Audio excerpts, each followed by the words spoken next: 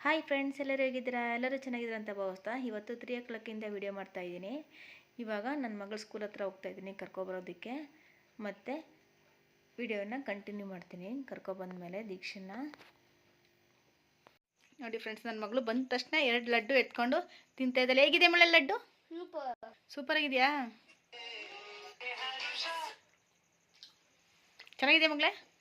ಸಖತ್ತಾಗಿದೆಯಾ?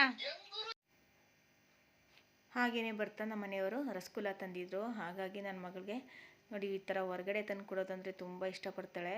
ತಂದ ತಕ್ಷಣ 2 ರಸಗುಲ್ಲ ತಿಂದಳು. ಇದು ತುಂಬ ಸ್ವೀಟ್ ಇರುತ್ತೆ, ಹಾಗಾಗಿ ಬೇಡ ಅಂತ ಇದೆ ನಾನು. ಮತ್ತು ರಾತ್ರಿ ಊಟಕ್ಕೆ ಸಿಂಪಲ್ಲಾಗಿ ಒಂದು ಸೊಪ್ಪಿನ ಪಲ್ಯ ಮಾಡೋಣ ಅಂತ ರೆಡಿ ಮಾಡ್ತಿದ್ದೀನಿ. ಗಂಟೆ ಸೊಪ್ಪಿನ ಪಲ್ಯ ಮಾಡೋಣ ಅಂತ ಸ್ಟವ್ ಮೇಲೆ ಒಂದು ಕಡೆ ಇಟ್ಟು ಅದಕ್ಕೆ 1-2 ಟೇಬಲ್ ಸ್ಪೂನು ಎಣ್ಣೆ ಹಾಕಿ, ಇವಾಗ ತುಂಬಾ ಫ್ರೆಶ್ ಆಗಿತ್ತು ಗಂಟೆ ಸೊಪ್ಪು, ಹಾಗಾಗಿ ಮಾಡೋಣ ಅಂತ ರೆಡಿ ಮಾಡ್ತಿದ್ದೀನಿ. ನೋಡಿ, ಇದನ್ನು ವಾಶ್ ಮಾಡಿ ಇಟ್ಕೊಂಡಿದ್ದೀನಿ. ತುಂಬ ಚೆನ್ನಾಗಿರುತ್ತೆ, ಆದರೆ ಸ್ವಲ್ಪ ಕೈ ಬರುತ್ತೆ. ಕೈ ಇದ್ರೂ ತುಂಬ ಚೆನ್ನಾಗಿರುತ್ತೆ ಮಾತ್ರ. ಇದಕ್ಕೆ ಈರುಳ್ಳಿ ಬೆಳ್ಳುಳ್ಳಿ ಸ್ವಲ್ಪ ಜಾಸ್ತಿ ಹಾಕಿ ಮಾಡಿದ್ರೆ ತುಂಬಾ ಚೆನ್ನಾಗಿ ಬರುತ್ತೆ. ಇವಾಗ ಬೆಳ್ಳುಳ್ಳಿ ಕೂಡ ಹಾಕ್ತಾಯಿದ್ದೀನಿ. ಬೆಳ್ಳುಳ್ಳಿ ಹಾಕೋದ್ರಿಂದ ಫ್ಲೇವರ್ ಅಂತೂ ಸಖತ್ತಾಗಿ ಬರುತ್ತೆ. ಇದಕ್ಕೆ ಇವಾಗ ಒಂದು ಮೀಡಿಯಮ್ ಸೈಜ್ ಈರುಳ್ಳಿ ಕೂಡ ಹಾಕ್ತಿದ್ದೀನಿ. ಗಂಟೆ ಸೊಪ್ಪಿಗೆ ಯಾವಾಗಲೂ ಈರುಳ್ಳಿ ಬೆಳ್ಳುಳ್ಳಿ ಸ್ವಲ್ಪ ಜಾಸ್ತಿ ಇದ್ದರೆ ತುಂಬಾ ಚೆನ್ನಾಗಿರುತ್ತೆ, ಮತ್ತು ಕೈ ಬರಲ್ಲ ಗಂಟೆ ಸೊಪ್ಪು.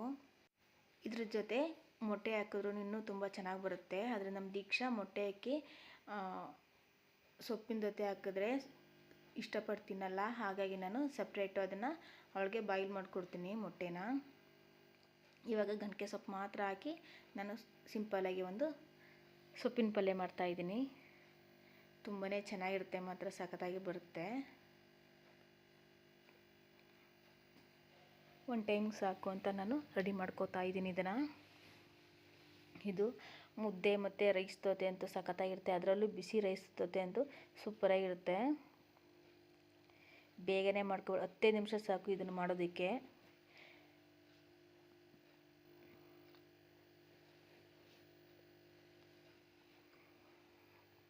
ನೋಡಿ, ಎಷ್ಟು ಚೆನ್ನಾಗಿ ಫ್ರೈ ಮಾಡಿದಷ್ಟು ಚೆನ್ನಾಗಿ ಬರುತ್ತೆ. ಇದನ್ನು ಯಾವುದೇ ಕಾರಣಕ್ಕೂ ಇದನ್ನು ಮುಚ್ಚಬಾರ್ದು, ಹಾಗೆಯೇ ಸ್ವಲ್ಪ ಇದನ್ನು ಕುಕ್ ಮಾಡ್ಕೋಬೇಕು.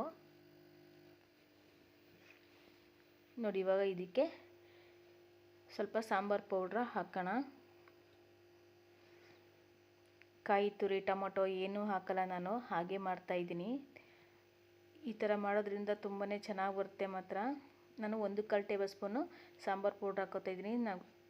ನಮ್ಮ ಮನೇಲಿ ಸ್ವಲ್ಪ ಖಾರ ಜಾಸ್ತಿ ತಿಂತೀವಿ, ಹಾಗಾಗಿ ಖಾರನ ಸ್ವಲ್ಪ ನಾನು ಜಾಸ್ತಿಯಾಗಿ ಹಾಕ್ಕೊಳ್ಳೋದು. ಇವಾಗ ರುಚಿಗೆ ತಕ್ಕಷ್ಟು ಉಪ್ಪು, ಸ್ವಲ್ಪ ನೀರು ಹಾಕೋತಾ ಇದ್ದೀನಿ.